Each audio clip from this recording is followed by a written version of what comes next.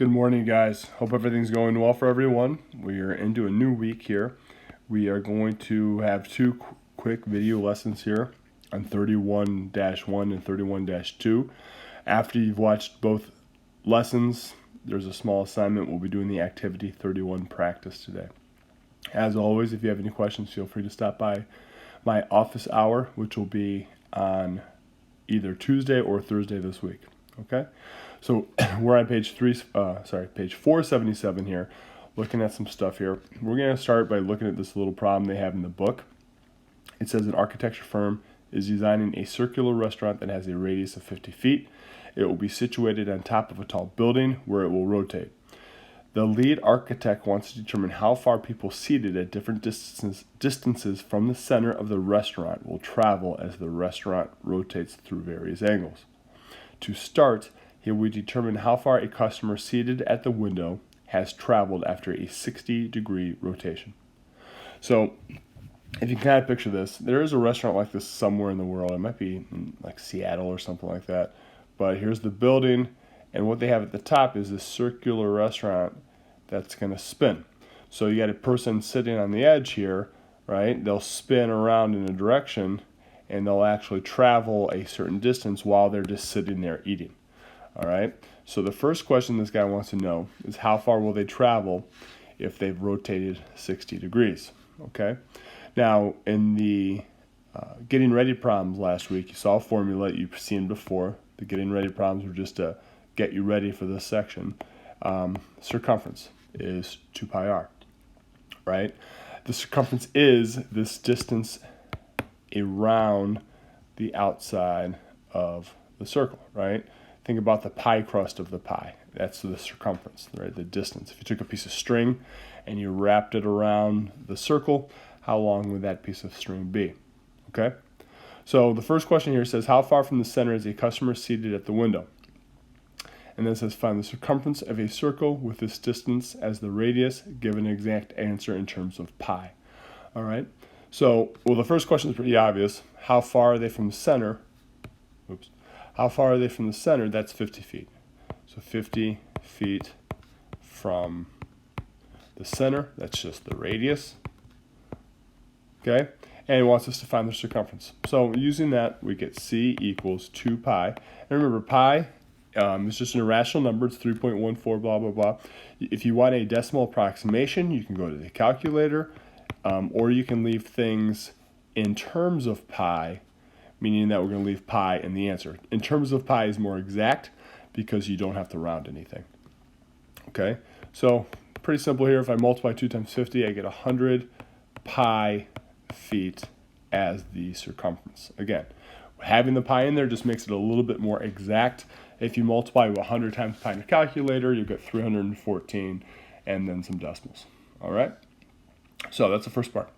Part 2 says, what portion of the circumference of the circle is generated by a 60-degree rotation of the radius? Okay, so here's what it's saying now. If you think about an aerial view of that restaurant, right?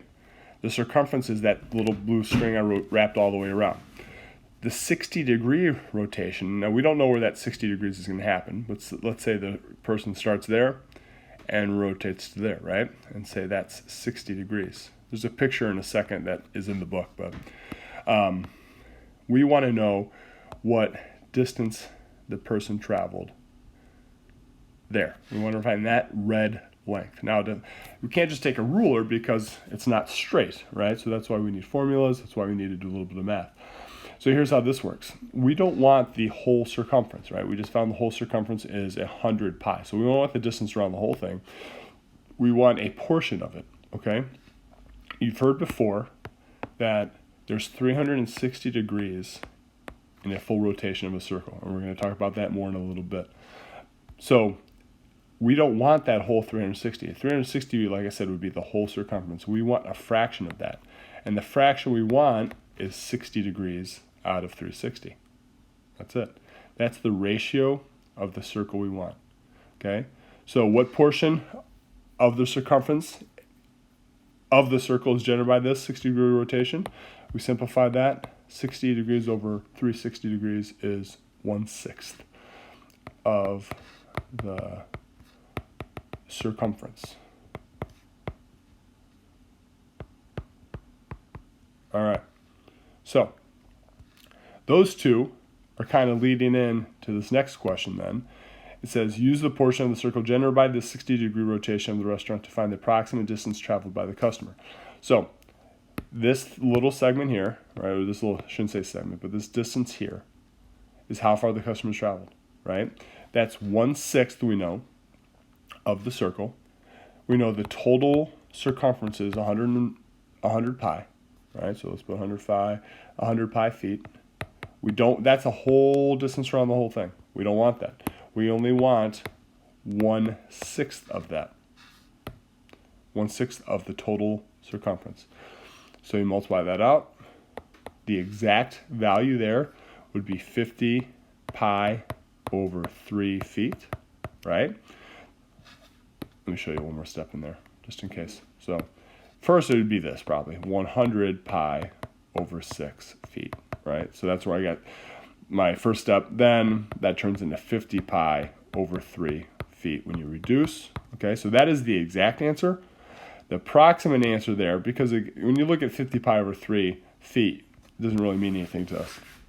But if you multiply that in the calculator, 50 times pi and then divide it by 3, you get 52.3 feet, which is the distance the customer traveled, which is the distance of that red little curved part of the circumference. Okay? So that's a setup to why we want to, one of the reasons why we want to work with circles. Introduce and remind me about the degree angles in here. So check this out. This is in your book. I just want to kind of mention this, but I want to just tell you explicitly. It says pi is an irrational number, meaning that you can't write as a fraction. We talked about irrational numbers in first semester. Sometimes it's going to ask you to leave things exact, right? So an exact means to have pi in there, right? You can also go to the calculator and you have a pi butt on your calculator, or you can actually use 3.14. I like using the pi button because it's a little bit more exact. It has a lot more decimal places than just 3.14.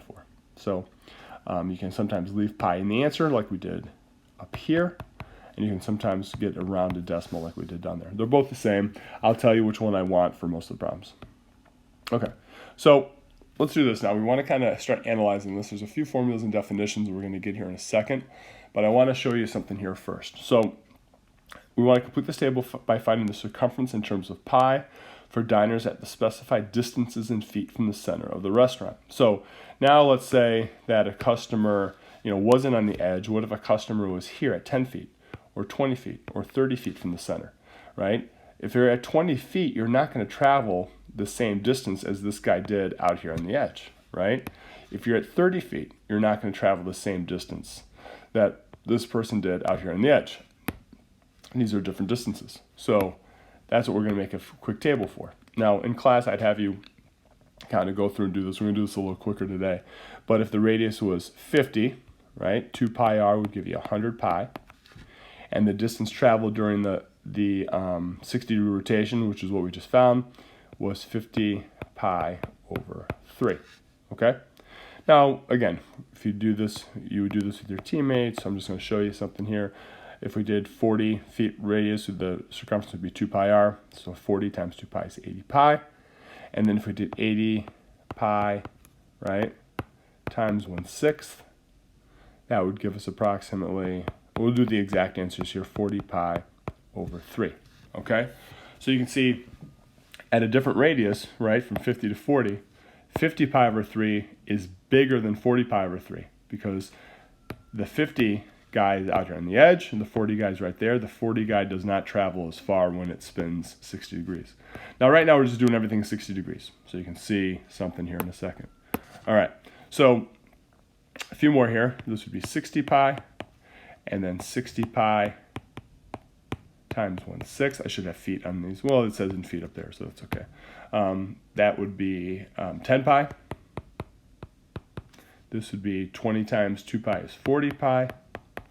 And then 40 pi feet times 1/6. Again, we're going to keep these exact here. You could get a decimal if you wanted. Times 1/6 equals 20 pi over 3. Always reduce those fractions when you can. This would be 20 pi.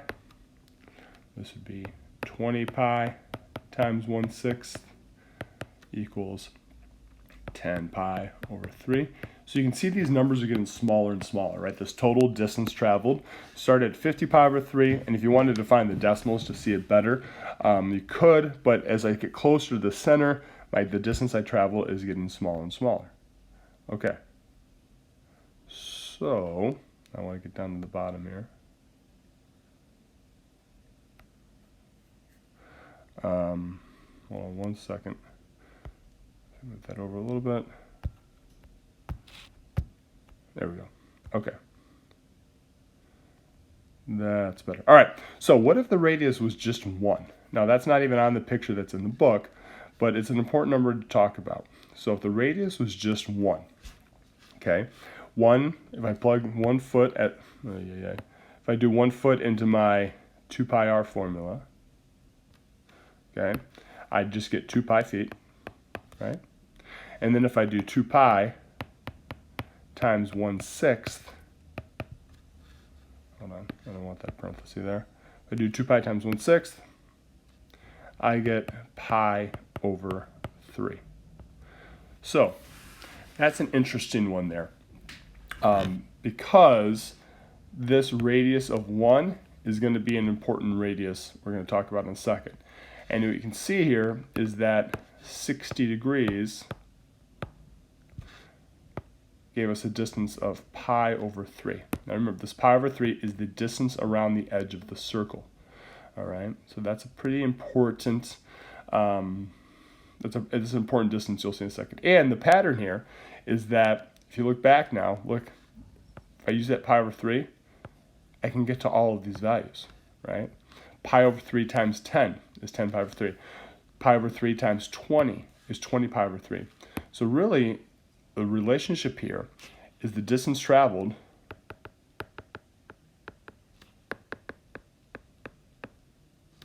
the distance that the people traveled is the radius times pi over 3. It works for all of them. Now, this is not an important formula. This just works in this case because remember the 60 degrees stayed the same for the whole problem, okay? But this is an interesting situation, and the radius of 1 is really an important thing, okay? So let's define a few things. Number 1, the distance we've traveled we've been talking about, all that is arc length. You can see this here if we had word walls. If you're still keeping the word wall, fill it in, or just note this in your book. It's a length of a portion of the circumference of the circle. So this arc length is what we were just finding in all these problems. So it's the distance that these customers traveled around the outside, right? We just dealt with 60 degrees, and that was the distance approximately that they traveled, okay? The unit circle, okay, is the last radius we looked at. Remember that radius, that circle that had a radius of 1? A unit circle is a circle centered at the origin whose radius, with a radius of 1. Now that could be 1 foot or 1 centimeter. We use a generic unit of 1 when we talk about it. And so this is going to be the most important circle we deal with in this chapter, okay? If you look back at our table, when the radius was 1 down here, the distance along the perimeter was pi over 3 when the angle was 60. Right, so the arc length, and again, that's all these were here. We didn't call it that yet, but these were just arc lengths, right? The distance that it traveled at different circles with different radii. Okay, so unit circle has a radius of 1. All right, a few more things. Now we talk about the angle of rotation here, right? Angles of rotation can be measured in 2 ways. The one you've seen before are degrees. If you remember that there's 360 degrees in 1 full revolution of a circle. Okay, when we talk about radians, this is the new one, this is what we're interested in today. A radian measure equals the length of the corresponding arc on the unit circle. Okay, so if we look back at this one, let me see if I can zoom out here a little bit. All right, so remember I said this was an important circle, this last thing on the table. The radius was 1, right? That means that we were talking about the unit circle here. right? Radius is 1. And this distance traveled, right? We said that was another name for the arc length. Okay, another name for the arc length. So this pi over 3 is how far it traveled on the circle with radius 1. So the circle with radius 1 is tiny, right? It's down in there. And this little distance here, if I can fill it in here, right there, that little distance there is pi over 3. So because a radian is that distance, this pi over 3 can also be called pi over 3 radians. And that is the measure of this little red circle. Let me see if I can zoom in here. That is the measure of this angle, this little red angle down there. It's either 60 degrees or it's pi over 3 radians. So the cool thing about radians and degrees is that, you know, it doesn't matter if I'm looking at this angle, the 60 degree angle, the pi over 3 radian angle is the same, right? That angle doesn't change no matter how big or small the circle gets, right? It's still a 60 degree angle. And it's still a pi over 3 radian angle no matter how big or small it gets. But the radians come from this blue circle down here, which has a radius of just 1, okay? So we have two ways to measure angles. Degrees, which is 360. Degrees are just man-made. We came up with them. Or we can use radians. Okay, so let me show you something here. We said this could be pi over 3 radians. Let me fill that in. Pi over 3 radians. The arc length of the unit circle. Okay, so let's mess around with a few other ones. Let's keep the radius as 1. But let's do a different angle. Okay, let's say the angle, so the circumference would still be 2 pi. Okay, let's say the angle is 180 degrees. Okay, if you remember what we said earlier, 360 degrees of full rotation. So 180 degrees would be here, halfway across the circle, right? This would be 180 degrees. So the question is, let's not just deal with, let's do this, 60 degrees was that, okay? And then let's do 180 degrees now down here. So let's analyze it at 180 degrees. So the radius, the circumference is still 2 pi.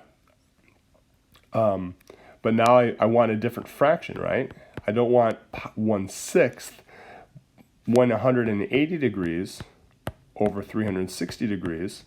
That's 1/2. So instead of multiplying by 1/6, I'm multiplying by 1/2 here, right? And what you can see is 2 pi times 1/2, that gives me 2 pi over 2. That equals pi radians. So 2 pi over 2, which equals pi radians, right? So if the customer traveled on the unit circle, right, 180 degrees, which is a half a circle, they would have gone pi radians on the unit circle, which would have been different distances out here, right? But remember, we talk about radians, we're talking about that arc length on the unit circle. So 60 degrees is equal to pi over 3 radians, right? 180 degrees is 2 pi, it was just pi radians because it reduced. So pi over 3 radians, pi radians. And we can keep going with this for all the different angles on the unit circle. Let me show you one more. The radius is 2, or a radius is 1, again, unit circle. What if it was 360 degrees? So 360 degrees is the full lap. So when I do my little fraction down here, right, I want 360 degrees out of 360 degrees. That's one full circumference, right? So when I do my 2 pi, I want to just do it times 1. So 360 degrees is a distance of, or a radian measure of 2 pi. Gosh, I keep erasing too much. All right, 2 pi times 1, which gives me 2 pi radians. All right. So you can see, hopefully from this few examples, you can see the relationship between the degrees and radians up here. Okay, degrees are what man-made, something you're more familiar with. Radians is the corresponding distance that angle travels along the arc length of the unit circle. Okay? Now listen, this table is not we're not going to do this table each time. Here's how we do it. To convert from degrees to radians, and there are reasons, right? You might like degrees better, but there's a lot of formulas and stuff that solely use radians. So to convert, we're going to use this ratio, right? We're going to use the fact that pi radians and 180 degrees produce the same angle, okay? We saw that right here in the second line. Now you could use this. You could use the fact that 360 degrees and 2 pi produce the same angle. But if you think about it, 2 pi radians over 360 degrees, which is the same angle, reduces to pi over 180. So you could use this if you want, but why not use the reduced form of that ratio, okay? And here's what I mean by that ratio. If you remember back in first semester, we did this a few times. If I had, 10 feet, and you've done this in chemistry a few times if you have taken chemistry, and I wanted to convert that into inches. Okay, the easiest way to do that is to take this and multiply it by a ratio. The ratio we use, the relationship between feet and inches, is 12 feet over 1 inch. Or 12 feet, sorry, I misspoke. 1 foot is 12 inches, right? So this ratio can be flip-flopped either way. I could have 12 inches to 1 foot. I could have 1 foot to 12 inches. The reason I chose to write it in the circled way is because I want these feet to cancel out, right? I want the unit to reduce. So that's why I chose 12 inches over 1 foot. So if I do that, the feet reduce, and I'm left with 120 inches, which is a simple conversion that we did earlier this year and that you guys do in chemistry a lot, I know. And that's what we're doing here with this ratio. 12 inches and 1 foot is the same length. Pi radians and 180 degrees produce the same angle. So that's why we can use that ratio. Okay, so let me show you a few quick examples. 30 degrees. Following it, that is, and we're going to start drawing these pretty soon. 30 degrees is right in here somewhere, okay? So the angle there would be 30 degrees. But if I want to convert that to radians, I use that ratio. And now again, I want the degrees to reduce. So I'm going to put pi radians up top. I'm going to put 180 degrees down low. Technically, these angles or the degrees are reducing themselves, and what you get is 30 pi over 180 radians. Now, you're always going to want to reduce this as much as you can. So you see that fraction 30 over 180? You guys should be able to reduce that to 1 pi over 6 radians. Okay? So this 30-degree angle right here, this angle that's formed right here between those two rays is the same as pi over 6 radians. Okay? So pretty simple conversion. We got to get good at this because we're going to go more in depth with these radian measures in the next few lessons. So same thing here, pi radians up top, and I want 180 degrees down low. The degrees reduce, and then I get 45 pi over 180 radians. Now that's okay, but you got to reduce that. 45 and 180 reduced to 1/4, so that's pi over 4 radians. Again, that is the distance. If you did, let me fix this. A radian measure, that is actually the measure of the arc length on the unit circle if you open that up 45 degrees. So 45 degrees is probably right about there, right? That's 45. If we've measured that arc length and the radius was 1, that arc length right there would be pi over 4 units. Okay, so it's all radian measure is. It's how big the arc length is when you open up an angle on the unit circle. All right, we're going to skip the last one because we did that already, 360 degrees. That is 2 pi radians. You can use the same conversion if you want, but we talked about that one already. Okay? All right, so listen, the homework today is going to be Activity 31 Practice, page 485, 1 through 19, skip number 5. You got to watch the next video first. It's not as long as this one, but it's got a few little more explanations and formulas. So watch the next video and then go ahead and start working on that homework.